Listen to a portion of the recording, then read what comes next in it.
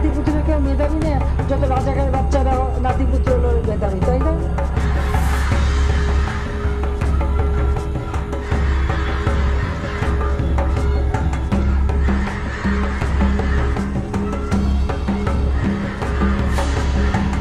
যারা বাড়াবাড়ি করছেন, যারা আমি রাজাকার বলছেন, বাংলাদেশের বিভিন্ন শিক্ষা প্রতিষ্ঠানে পড়ছেন,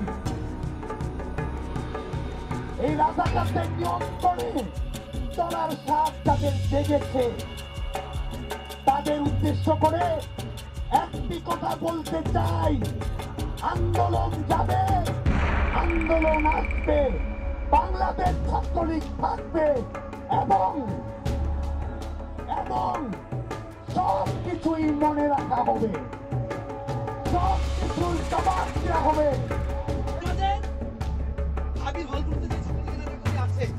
আমরা সুদিনে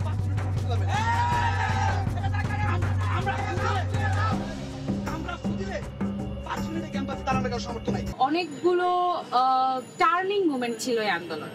তার মধ্যে একটা অন্যতম ঘটনাই হচ্ছে 14 জুলাই। 14 জুলাই নিয়ে যদি কথা বলতে হয় তাহলে চলে যেতে হবে আরেকটু আগে, যখন একটা প্রেস কনফারেন্সে হাসিনাকে একজন সাংবাদিক যখন প্রশ্ন করলো, সেই প্রশ্নের উত্তরে তৎকালীন ফ্যাসিস্ট সরকার প্রধান শেখ হাসিনা বলেছিল যে কোটা তাহলে কাদেরকে দিব, রাজাকারের বাচ্চাদের। 14 জুলাই আমরা হচ্ছে স্মারকলিপি সমাবেশ করি। আপনারা জানেন যে এই যে কোটা সংস্কারের ব্যাপারে আমাদের যে স্মারকলিপি সমাবেশ, সেই বঙ্গভবন অভিমুখে আমরা হচ্ছে স্মারকলিপি সমাবেশ করি এবং সেখানে আপামর মানে আমাদের ক্যাম্পাসের যে পশু পাখিরা তারা পর্যন্ত আমাদের সাথে মিছিল করতে করতে করতে করতে করতে বঙ্গভবন অবধি যাচ্ছে। এই যে দীর্ঘ প্রায় 16টা বছর পরে বিভিন্ন ক্যাম্পাসের মধ্যে যে একটা সৌহার্দ্য তৈরি হলো এবং আমরা যখন ব্লকেট কর্মসূচি পালন করতাম সেখানে আমরা বসে থাকতাম। এখন আমাদের মিছিলে যুক্ত হচ্ছে জগন্নাথ বিশ্ববিদ্যালয় থেকে, এখন আমাদের মিছিলে যুক্ত হচ্ছে বাংলা কলেজ থেকে, এখন আমাদের মিছিলে যুক্ত হচ্ছে ইডেন কলেজ থেকে। এই যে দীর্ঘ সময়ের একটা আবদ্ধ অর্গলকে ভেঙে দিয়ে প্রত্যেকটা শিক্ষার্থী একটাই পরিচয়, আমরা হচ্ছে শিক্ষার্থী, এখানে কোনো ক্যাম্পাসের বড় দাদাগিরি নেই। সেটার মধ্য দিয়ে যে শক্তিটা তৈরি হলো সেটা ছিল খুবই দুর্দান্ত। প্রায় 95 বছর আগে ভগৎ সিং তৎকালীন পার্লামেন্টে বোমা বিস্ফোরণ করেছিল তার সাথীদেরকে নিয়ে, এবং এটা করার আগে সে নিশ্চিত করেছিল যেন কেউ হতাহত না হয়। এটা ছিল তার প্রতিরোধের ভাষা। প্রতিরোধটা কিভাবে? সে প্রতিরোধটা এভাবে করতে চেয়েছিল যে যেই মানুষজনের কানে নিপীড়িতদের কোনো কণ্ঠস্বর যায় না, তাদের আর্তনাদ, তাদের কণ্ঠস্বর যেন এই বোমার আওয়াজটা হিসেবে যায়। বধিরদের কানে শব্দ পৌঁছানোর জন্যই ছিল তার বোমা বিস্ফোরণটা।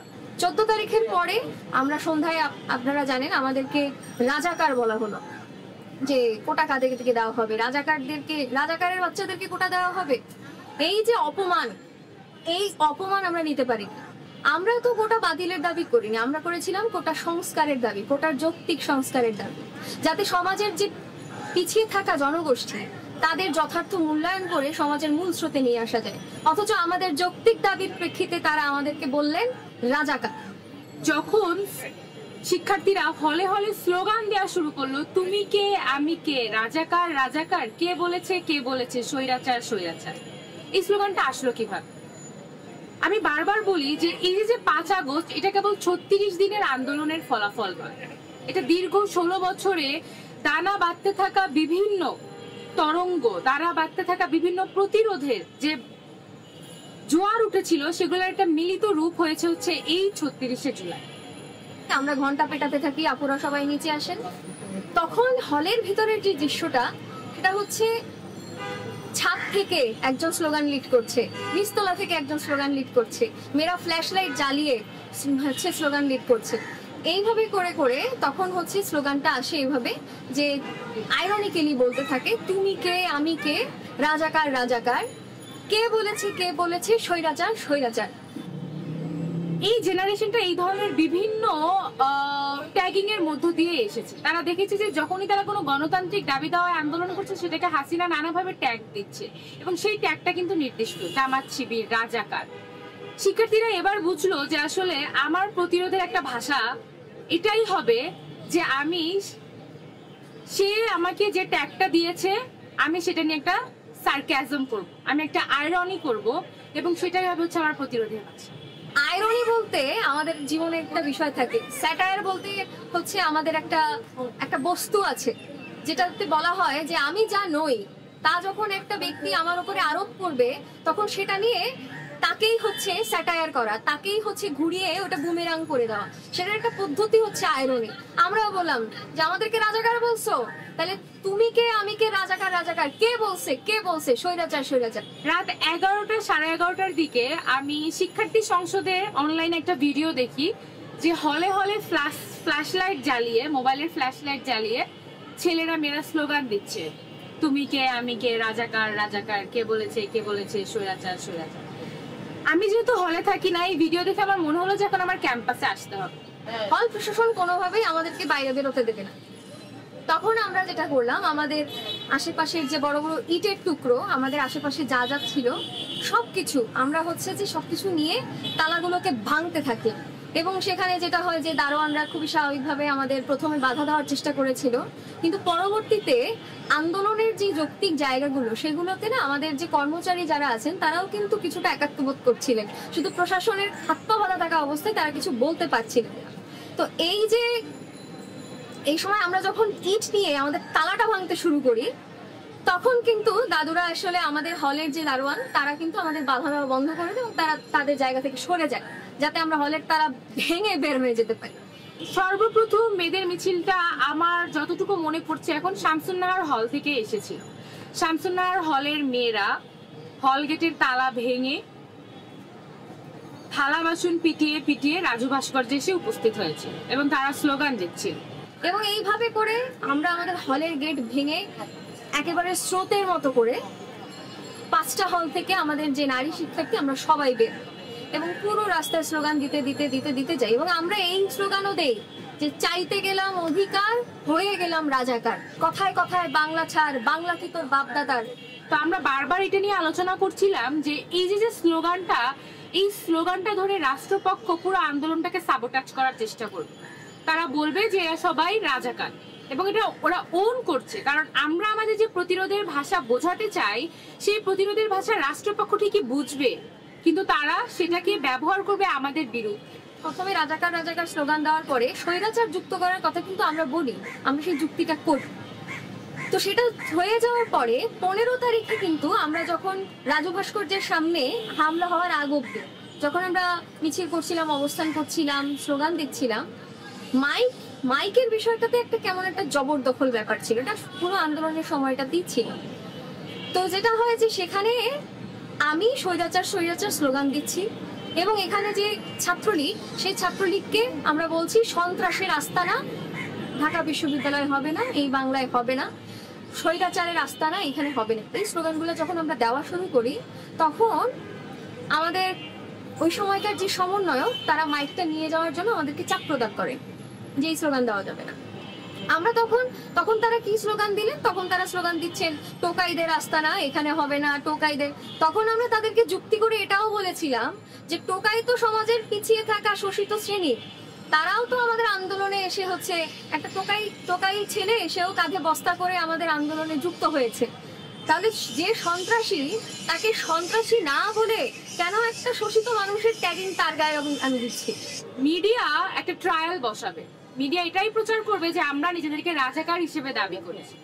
তো জুবেল ভাই বারবার বলতে চাচ্ছিল সমন্বয়কদেরকে যে আপুরা আমরা এই স্লোগানটাকে পুরোপুরিটা দিই, যে স্লোগানটা সেটা পুরোপুরিটা দিই, কিংবা নতুন কোনো স্লোগান যুক্ত করি, কারণ এই স্লোগান যদি আমরা দিতে থাকি, কেবলমাত্র এর অর্ধেক অংশ যদি আমরা দিতে থাকি তাহলে এই আন্দোলনকে সাবোটাজ করার চেষ্টা করা হবে। সেই সময় অনেক সমন্বয়করা খেপে যায়, তারা বলে এরা কারা, এদের সাথে থাকবো না, আমি আমার মেয়েদেরকে নিয়ে চলে যাব। খুবই হস্টাইল বিহেভিয়ার ছিল। এই সময় এখানে মাহফুজ ভাই উপস্থিত ছিল, আমি নিজে মাহফুজ ভাইয়ের সাথে গিয়ে কথা বলি এবং মাহফুজ ভাই বলে যে হ্যাঁ এগুলা করতে হবে। তো আমি তখন যারা স্লোগান দিচ্ছিল তাদেরকে বারবার বলছিলাম যে আমাদের কিছু স্লোগান এরকম হতে পারে কিনা যে চেয়েছিলাম অধিকার, হয়ে গেলাম রাজাকার, বা যে বলে রাজাকার এই মুহূর্তে বাংলা ছাড়। আমরা এই স্লোগানগুলো দিলাম। এই সময় সুফিয়া কামাল হল থেকে মিছিল আসা শুরু হয়, রোকেয়া হল থেকে মিছিল আসা শুরু হয়, পরবর্তীতে হল পাড়ায় ছেলেরা মিছিল নিয়ে এসে জমায়েত করে। তখন আমরা সিদ্ধান্ত নিলাম যে মেয়েদের মিছিলটাও রাজু থেকে চলে যাবে হচ্ছে ভিসি চত্বরে, এবং আমরা ভিসি চত্বরের দিকে আগানো শুরু। 24 এই যে গণ অভ্যুত্থান, এই গণ অভ্যুত্থানে কিন্তু 14 জুলাই একটা গুরুত্বপূর্ণ ফ্যাক্টর ছিল। সেই রাতে যদি মেয়েরা হলের তালা ভেঙে মিছিল না নিয়ে আসতো তাহলে হয়তোবা আমাদের আন্দোলন এরকম একটা মোমেন্টাম পেত না। আমরা শুনতে পাই যে আমাদের যে হল পাড়ায় আমাদের ভাইদেরকে আসতে দেওয়া হবে, আটকে রাখা হয়েছে। তারা মানে একটা বড় জমায়েত হলপাড়া থেকে আসার কথা ছিল, প্রতিটা হলে ছেলেদের আটকে রাখা হয়েছে। তো সেখান থেকে কিছু অংশের ছেলেরা ওখানে হলপাড়ায় যায় তাদেরকে নিয়ে আসার জন্য, তখন সেখানে ছাত্রলীগ বর্বর হামলা করে। এবং এই খবরটা যখন আমরা পাই তখন ঠিক করা হয় যে আমরা সবাই বড় মিছিল করে একসাথে এই পুরো ক্যাম্পাসটা প্রদক্ষিণ করে আমরা হলপাড়ার দিকে যাব। আগেই রাজু ভাস্কর্যে বৈষম্য বিরোধী ছাত্র আন্দোলনের ব্যানারে সমাবেশ চলছিল। সেই সমাবেশে আসতে বাধা দিয়েছিল ছাত্রলীগ বিভিন্ন হলের স্টুডেন্টদেরকে। এমনকি 7 কলেজ, বিশেষ করে ইডেন কলেজ থেকে একটা মিছিল আসার কথা ছিল সেদিন, এবং সেই মিছিলে শিক্ষার্থীদের মারধর করে, তাদেরকে বাধা দেয় ইডেন ছাত্র কলেজের নেত্রীরা। আমরা খবর পেলাম যে হলপাড়ায় কিছু স্টুডেন্টকে ছাত্রলীগ আটকে রেখেছে, তাদেরকে রাজুতে আসতে দিবে না। এটা শোনার পর আমাদের মনে হলো তাহলে আমাদের পুরো মিছিলটা নিয়ে, রাজুর পুরো জমায়েতটা নিয়ে হলপাড়ার দিকে আগাতে হবে। আমরা সেটাই শুরু করলাম, হলপাড়ার দিকে আসা শুরু হলো। সেখানে যেটা দেখা গেল সমন্বয়হীনতা, সমন্বয়কদের সমন্বয়হীনতা, তাদের দোদুল্যমানতা। সেটা কিভাবে হলো? মিছিলটাই যে আমার পেছনে যে রেজিস্টার্ড বিল্ডিং, মেয়েদের মিছিলটা সবার আগে রেজিস্টার্ড বিল্ডিং পর্যন্ত আসে।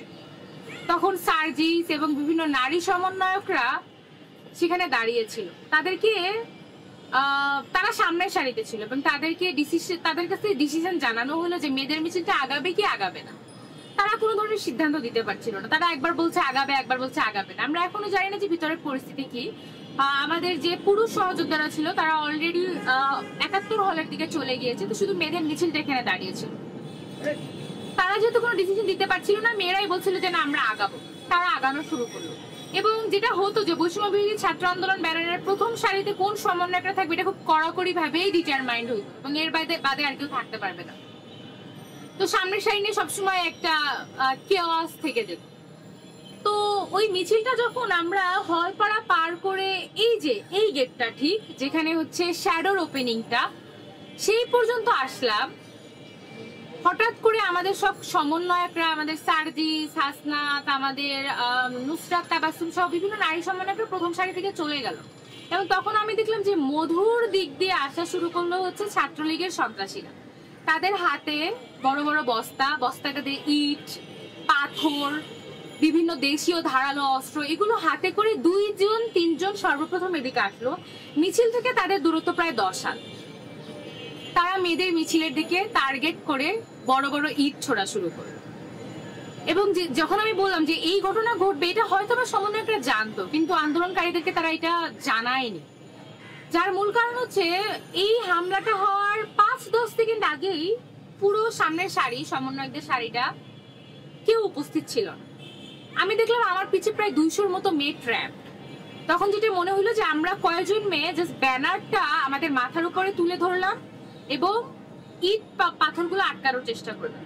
একটা টাইমে আমি কিছু মেয়েকে ব্যানারটা দিয়ে দিলাম এবং তারা কয়েকজনকে নিয়ে পিছন দিয়ে যাওয়া শুরু করলো।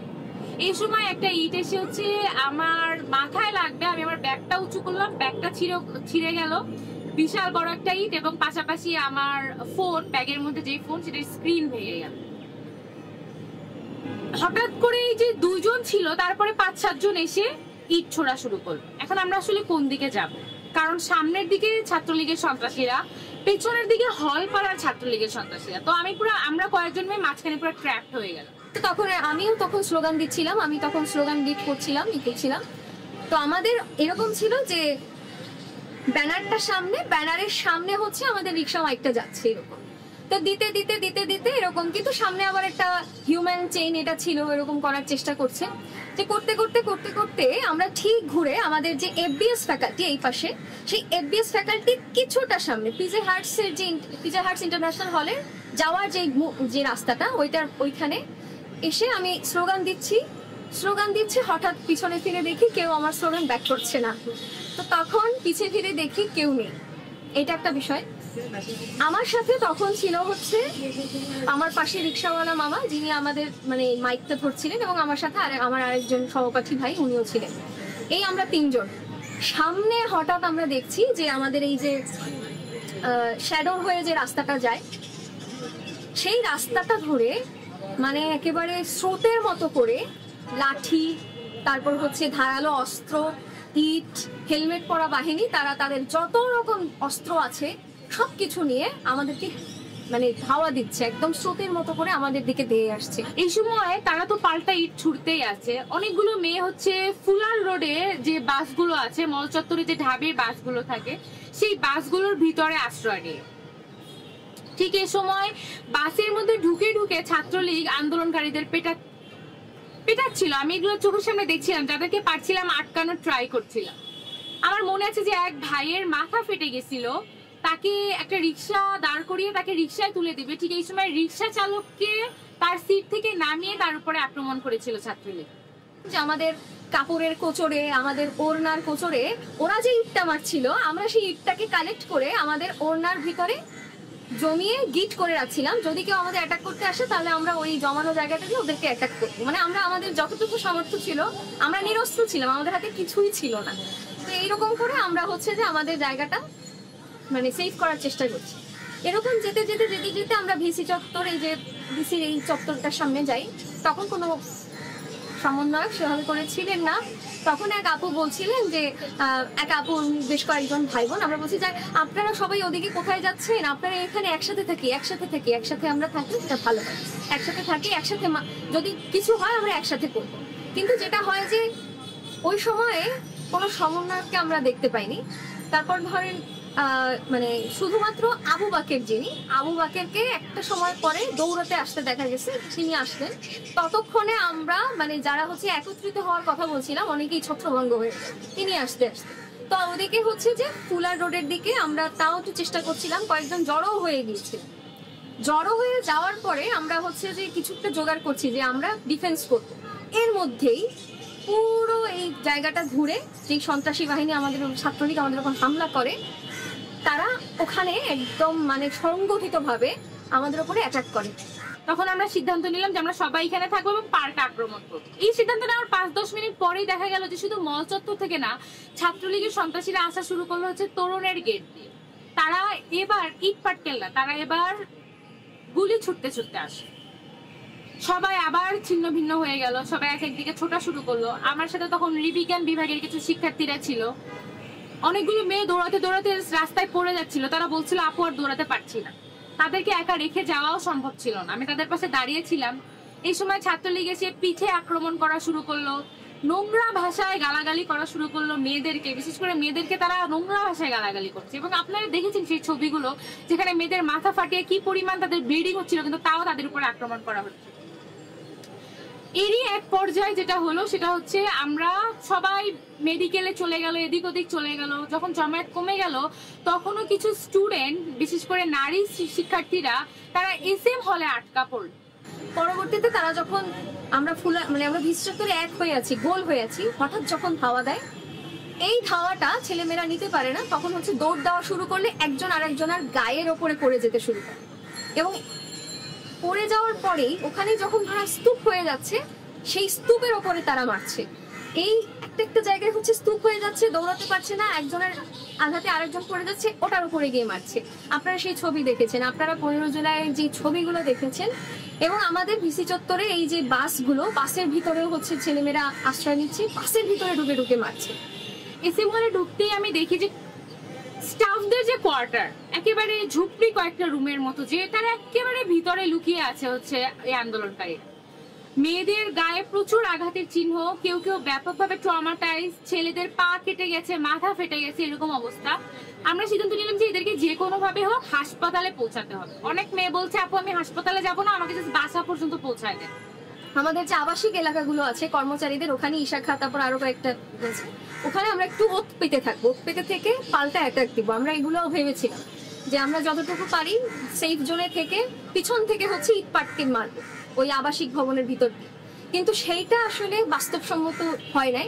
আমরা হচ্ছে যখন ওই ভিতরে যাওয়ার চেষ্টা করছি ফুলার রোডের সামনে, আমি আহত হয়ে যাই এটা করতে যাওয়ার আগেই। সেটা হচ্ছে যে ফুলার রোড দিয়ে ব্রিটিশ কাউন্সিলের সামনে যখন আমি যাচ্ছি, তা আমাদের তখনও আমাদের ওড়নার কোচরে তখনও সেই ইট, তখন সেই ওনার গিটটার ভিতরে আমাদের অনেকগুলো ইট জমানো ছিল, যে ইট দিয়ে আমাদের ভাইদেরকে মারা হয়েছে সেগুলো দিয়ে আমরা পাল্টা অ্যাটাক করব। সেই অবস্থায় আমরা দৌড়চ্ছি, এর মধ্যেই হঠাৎ যেটা হয় যে আমি একটু ব্ল্যাঙ্ক হয়ে যাই পুরো। তখন মনে হচ্ছিল যে কিছু একটা নাই, চোখের সামনে থেকে পুরো দুনিয়াটা অন্ধকার হয়ে গেছে। এটা হয়ে যাওয়ার পরে সাথে সাথেই আমার একটু কনসিয়াসনেসটা এরকম করলো যে পড়ে যাওয়া যাবে না, পড়ে যাওয়া যাবে না। এরকম করে আমি হচ্ছে যে সামনে যে ছিল তাকে একটু হ্যাচকা টান দিয়েই আমি হচ্ছে একটা দৌড় দিই। তো দৌড় দিতে দিতে তখন আবার আমার আসে, আমি একটু স্বাভাবিক হই। দৌড় দিতে দিতেই তখন জুতো, চশমা সবকিছু আমার চলে যায় এবং আমাদের আশপাশে দেখছি যে প্রত্যেকটা মানুষ মানে জীবন হাতে করে দৌড়াচ্ছে, প্রত্যেকটা ছেলে মেয়ে। একটা মেয়ে আমাকে পিছিয়ে বলতেছে, আপু আমাকে সেভ করেন, আপু আমাকে সেভ করেন, আমি দৌড়াতে পারছি না। এর থেকে একটা ভাই বলছে যে আপু আমাকে একটু গিটায় দেন, আমার মাথা ফেটে গেছে। মানে এই যে নৃশংস ঘটনা, অবস্থাটা এরকম যে আপনার মানবিকতা, আপনার বিবেক আপনাকে বলছে যে ওদেরকে বাঁচাও, কিন্তু আপনি কাউকেই বাঁচাইতে পারতেছেন না। এরকম একটা নৃশংস অবস্থায় যেমন নিজের ভিতরে একটা পীড়া হচ্ছে যে আমি কিছু করতে পারছি না। আমরা যখন জাস্ট আন্দোলনকারীদের সাথে কথা বলছিলাম, এই সময় হচ্ছে এসি মলের গেটে কিছু ছাত্রলীগ আসলো এবং তারা গেট বাড়িয়ে বাড়িয়ে স্টাফদেরকে বলছিল ভিতরে যারা আছে তাদেরকে বের করে দিতে হবে। স্টাফরা বললো ভিতরে কেউ নাই। তখন আমাদেরকে বললো আপনারা আরো ভিতরে লুকিয়ে দেন। আমরা আরো ভিতরে চলে গেলাম এবং তারা বললো আমাদেরকে ঢুকতে দেন, আমরা চেক করবো কেউ আছে কিনা। তারা ঢুকলো, ঠিক ওদিকে আসে নাই, মাঠে একটু উকি ঝুঁকি দিয়ে তারা চলে গেল। মানে আমার ভিতরে আর কোনো অনুভূতি কাজ করছিল না। আমার ভিতরে জাস্ট মনে হচ্ছে যে যেখানে যতটুকু পারা যায় গিয়ে একটা সেফ জোনে যাওয়া, যেখান থেকে পারা যায় তাদেরকে সেভ করা। এর মধ্যেই আমি দৌড়াচ্ছি, দৌড়ানোর পরেই আমি দেখি যে আমাদের ইডেন কলেজের যে কমরেড টিয়া আপু, তিনি হচ্ছে মানে তিনি শ্বাসকষ্টের রোগী ছিলেন, যেটা আমার জানা ছিল না। এবং তিনি হচ্ছে আমি রাস্তার হচ্ছে জাস্ট মানে জোরে জোরে শ্বাস নিচ্ছেন। আমি সেই দৃশ্য দেখে প্রচন্ড পরিমাণ ভয় পেয়ে যাই যে এক্ষুনি তাকে হচ্ছে মেডিকেলে নিয়ে যেতে হবে। ছাত্রলীগের একটা মিছিল, তারা সম্ভবত বদরুন্নেসা কলেজের নারীদের মিছিল, তারা আসা শুরু করলো স্লোগান দিতে দিতে। আমরা জাস্ট মিছিলটা দেখে কিছুক্ষণ থামলাম, আবার হাঁটা কন্টিনিউ করে রাজু পর্যন্ত আসার আগে আমি দেখলাম যে সেই সময় সবচেয়ে বেশি রেজিস্ট্যান্স দেখিয়েছে হচ্ছে রোকেয়া হলের মেয়েরা, যেখানে এখনো পুরো ক্যাম্পাস রক্তাক্ত, ফুলার রোডে পড়ে আছে ক্ষতবিক্ষত জুতাগুলো, রক্তে পুরো ফুটপাত রঞ্জিত হয়ে আছে। শিক্ষার্থীরা আতঙ্কিত, যে যা পারছে হল থেকে দূরে অবস্থান করছে। সেই সময় রোকেয়া হলের মেয়েরা গেটের সামনে দাঁড়িয়ে, যেখানে হচ্ছে রাজুতে ছাত্রলীগের আনন্দ সমাবেশ চলছে, আনন্দ মিছিল চলছে, এই সময় তারা রাজুতে থালা বাসন নিয়ে, ঝাড়ু নিয়ে, জুতা নিয়ে দাঁড়িয়ে স্লোগান দিচ্ছে, ছাত্রলীগের গালে গালে জুতা মারো তালেতে। এখানে একটা জায়গা হচ্ছে আমরা রিক্সা খুঁজছিলাম, মানে যেটা হয় যে শ্রমজীবী মানুষকে মাইনাস করার অনেক রকম আয়োজন তো রাষ্ট্র করে, ওইটা ছিল আমাদের মানে এত এত এত নাই তার মধ্যে একটা আশার আলো হচ্ছে আমাদের এই শ্রমজীবী মানুষ। তারা কি করছে, তারা আসছে, তারা দৌড় দিচ্ছে, দৌড় দিয়ে দিয়ে দিয়ে আসছে। তো রিক্সায় একজন আইনজীবী ছিলেন, তিনি বলছেন যে দ্রুত উঠে যান মামা, আপনি দ্রুত ওনাদেরকে মানে হাসপাতালে নিয়ে যান। এটা দেখে আমার মনে হলো আমার আসলে মেট্রো পর্যন্ত যাওয়ার কোনো দরকার নেই, আমার ক্যাম্পাস ছাড়ারও কোনো দরকার নেই। দারোয়ান মামা যে ছিল রোকেয়া হলের, সে গেট লাগিয়ে রেখেছিল, এই কারণে মেয়েরা স্লোগান দিচ্ছিল ভিতর থেকে। তখন আমি গেটের বাহিরে দাঁড়িয়ে স্লোগান দেওয়া শুরু করলাম। এই সময় রোকেয়া হলের মেয়েরা জাস্ট ওই মামাকে সরিয়ে সবাই বাহিরে চলে আসছে এবং আমরা ওই রোকেয়া হলের গেটে অবস্থান করেই অনেকক্ষণ স্লোগান দিলাম। তার মধ্যে একটা ঘটনা ঘটে যে রোকেয়া হলের ভিতর থেকে আমার উপরে একটা প্যাকেটে মরিচের গুঁড়ার পানি মারা হয়। তো আমার পুরো চোখ যখন জ্বলছিল, এই সময় একটা মানে হকার যে হচ্ছে ফেরি করছে আর কি পানির বোতল, একটা সাংবাদিক হচ্ছে তার থেকে আমাকে একটা ঠান্ডা পানির বোতল কিনে দেয় এবং আমি আমার মুখ ধুতে থাকি। এই সময় স্লোগান দিতে থাকে হচ্ছে বাকিরা, আমার সাথে যে সহযোদ্ধারা ছিল। এই স্লোগান চলতে থাকে প্রায় 30-40 মিনিট। এই সময় যেটা হয় সেটা হচ্ছে ছাত্রলীগের সমাবেশ থেকে এক ছাত্রলীগের নেতা আসা হচ্ছে আমাদেরকে উস্কানি দিতে। উস্কানিটা কিভাবে, সে এসে বলে এই মেয়ের মাথা থেকে হচ্ছে লাল পতাকা খুলে ফেলতে হবে, এরা সব রাজাকার, এরা কেন বাংলাদেশের পতাকা মাথায় দিবে। এর মধ্যেই আমার সাথে যাকে আমি রেস্কিউ করছি তিনি আমাকে বলছেন আমার মাথা ফেটে গেছে। তো এতক্ষণ পর্যন্ত আমার কোনো সেন্স ছিল না যে আমার মাথা ফেটে গেছে এবং আমার এই পাশটা পুরোটা ভিজে গেছে, রক্ত একদম লাল হয়ে গেছে এবং ওটা নিয়ে আমার কোনো সেন্স ছিল না। আমরা হাসপাতালে যাই, হাসপাতালে এমার্জেন্সিতে পৌঁছানোর পরে হাসপাতালের যে ঘটনা, সেটা আরো ভয়াবহ। মানে একটা হচ্ছে যে রক্ত, কাঁচা রক্ত, সেটার গন্ধে পুরো হাসপাতালটা ভরে গিয়েছে। স্টিচ করানোর জন্য আমাকে যখন নিয়ে যাওয়া হয় তখন আমি দেখছি আমার পাশে যে আপু, উনিও বিশ্ববিদ্যালয়ের, যে আপুটি শোয়া ছিলেন, তার মাথার তালুর ঠিক এই জায়গা থেকে এই পর্যন্ত পুরোটা হা হয়ে গেছে। মানে আমার সামনে সেই ভয়ঙ্কর ঘটনাটা ঘটছে এবং মেয়েটি চিৎকার করছে, কিন্তু মানে মেয়েটিকে অ্যানেস্থেসিয়া দেওয়া সম্ভব হচ্ছে না। মেয়েটি তখন কোনো ব্যবস্থাপনা নেই যে ওই সময় তাৎক্ষণিকভাবে কাউকে অ্যানেস্থেসিয়া দিয়ে স্টিচ করা হবে। ওই অবস্থাতেই ওই মেয়েটি পুরো হা হয়ে যাওয়া মাথাটাকে সেলাই করছে। বর্বরতার অন্ত যেখানে নেই, যেটা যদি বলি সেটা হচ্ছে হাসপাতালের ভিতরে তারা দফায় দফায় হামলা করে। Chhatra League, Chankharpul medical emergency gate, college gate, তারপর হচ্ছে যে মেডিকেলের যে পিছনের সেকেন্ড গেট, যেটা হচ্ছে যে যেটা দিয়ে হচ্ছে যে মানে বঙ্গবাজার বা ওই চানখারপুলের রাস্তাটা যায়, ওই জায়গাটায় পুরোটা ঘিরে ফেলে এবং দফায় দফায় হাসপাতালে হামলা করে এবং আহতদের উপরে আবারও মানে নৃশংসভাবে সেই হামলা চালায় এবং চারদিক থেকে একটা মানুষ যে যাবে সেই রাস্তাটা পুরোটা বন্ধ করে দেয় এবং চারদিক থেকে পুলিশ হচ্ছে ছাত্রলীগকে গার্ড দিচ্ছে। এইরকম একটা অবস্থা তারা তৈরি করে। ঠিক ফেরার পথে ছাত্রলীগের জহু হলের এক কর্মী, সে আমাকে অর্ণিয়াপুর দিকে তাকিয়ে বাঁকা একটা হাসি দিয়ে বলে যে আজকে কি মারধর কম হয়ে গেছে, বামরা এত খুশি কেন? ঠিক তার কিছুক্ষণ পরে ছাত্রলীগের একটা মিছিল আসা শুরু করে এবং আমাদের পথ আটকায়, ফোন চেক করার চেষ্টা করে, আমরা জাস্ট রাস্তাটা ক্রস করে চলে যাই। ওই দিন মোটামুটি আমার যেটা মনে হলো যে রোকেয়া হলের মেয়েরা যে রেজিস্ট্যান্স দেখিয়েছে, সেই রেজিস্ট্যান্স কিন্তু পরবর্তী আন্দোলনের যে স্পিরিট সেটা তৈরি করেছে। এখন কথা হয়েছে মেয়েরা স্পিরিটটা, তাদের স্পিরিটের যোগানটা কোথায়? আমাদের রাজনৈতিক বলে আমরা সবসময় মনে করি যে মেয়েদেরকে আমরা মিছিলের সামনে রেখে একটা ঢাল হিসেবে, কিন্তু আমরা যদি পুরো জুলাই আন্দোলনটা দেখি যে এই মেয়েরা ঠিকই ঢাল ছিল এবং আন্দোলনের বিভিন্ন মোড়ে তারা তলোয়ার হয়ে আঘাত করেছে। প্রভোস্ট এসে বলছেন যে ইউজিসি, ইউনিভার্সিটি মঞ্জুরি কমিশন, তারা বলছেন যে হল আজকের মধ্যে হল ছেড়ে দিতে হবে। যদি তারা হল না ছাড়ে তাহলে রাষ্ট্রীয় বাহিনী আমাদের হলের পাশেই তো হচ্ছে বিজিবি 3 নম্বর, মানে আমাদের এই যে পিলখানার যে 3 নম্বর গেটটা পড়ে, তারা আমাদের হলের ভিতরে ঢুকবেন, তারা অস্ত্রের মুখে আমাদেরকে হল থেকে বের করবেন। তাদের এই স্পিরিটটা হচ্ছে ফ্যাসিবাদের যে পতন বা ফ্যাসিস্ট বিরোধী যে আন্দোলন, সেই আন্দোলন কিন্তু কোনো নির্দিষ্ট বয়স, নির্দিষ্ট পেশা, নির্দিষ্ট জনগণ, নির্দিষ্ট লিঙ্গের আন্দোলনটা ছিল না।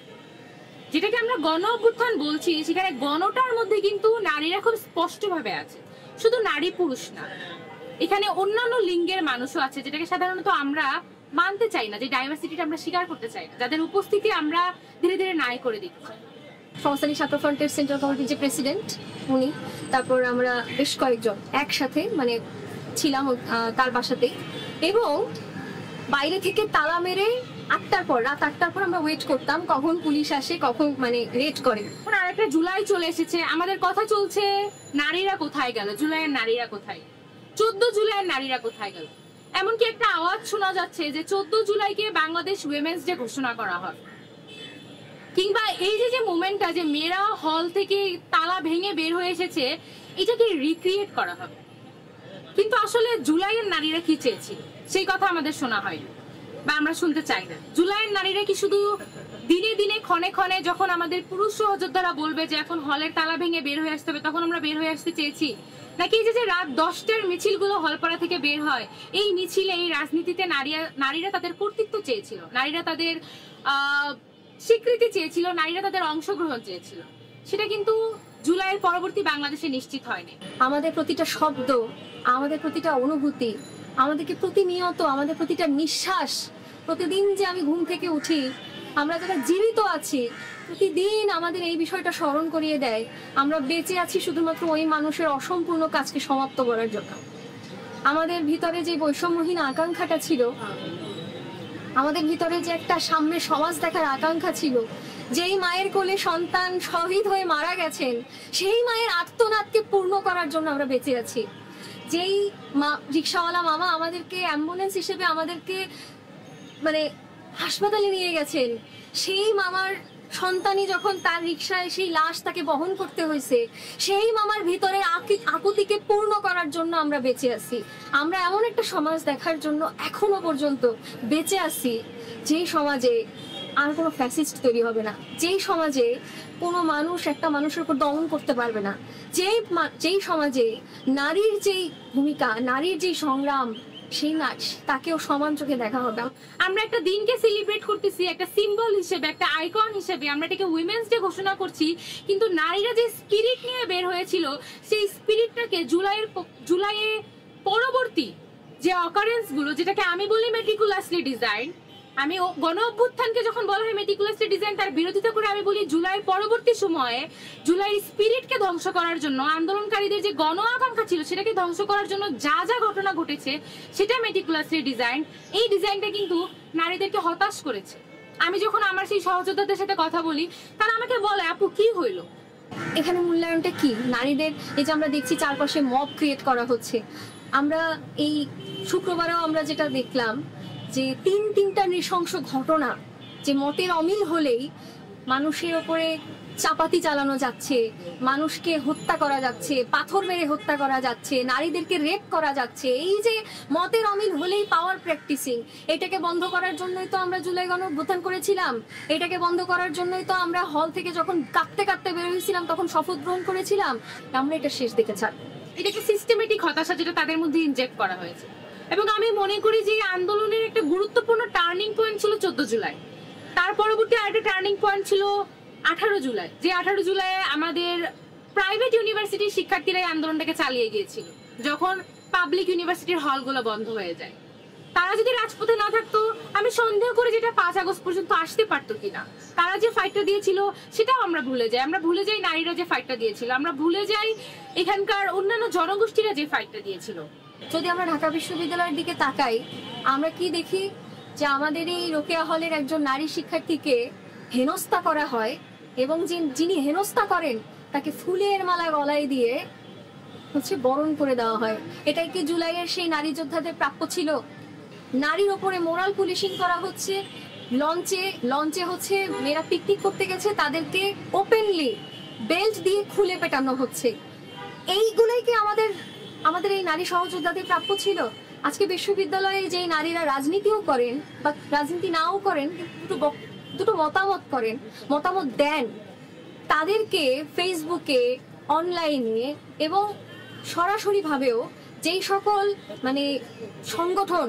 সংগঠিতভাবে মব ক্রিয়েট করে তাদের চরিত্র হনন করেন, এই চরিত্র হননই কি আমাদের সেই জুলাই নারী সহযোদ্ধাদের প্রাপ্য ছিল? 14 জুলাই আসলে স্পিরিটটা কি ছিল? স্পিরিটটা ছিল মুক্তির, স্পিরিটটা ছিল নিঃশঙ্ক স্বাধীনতার, যেটা এখনো আমরা অর্জন করতে পারিনি। এখন আমরা কোনো না কোনো ভাবে সংকুচিত স্বাধীনতার মধ্যেই আটকে আছি।